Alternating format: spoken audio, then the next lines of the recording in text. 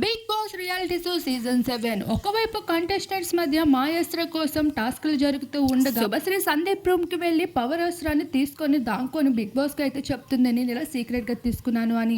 ఇకపోతే సందీప్ అయితే తన రూమ్ కి వచ్చి తన పవర్ అస్త్రాన్ని నెతుకుతూ ఉంటాడు. చూస్తే అది కనిపించదు. ఒక్కసారిగా కంటెస్టెంట్స్ అందరి మీద అరుస్తూ ఉంటాడు. ఏంటి నా పవర్ అస్త్రం కనిపించడం లేదు, ఇంత చీప్ మైండ్ ఎవరిది, ఇలా ఎవరైనా చేస్తారా, నా పర్మిషన్ లేకుండా నా రూమ్ లోకి బెడ్ దగ్గరికి ఎవరైనా ఎందుకు వచ్చారు అంటూ ఫైర్ అవుతూ ఉండగా అంతలోనే తేజు, ఏంటి చీప్ అంటున్నావు, చీప్ కీప్ అని మాట్లాడొద్దు అంటూ చెప్తూ ఉంటాడు.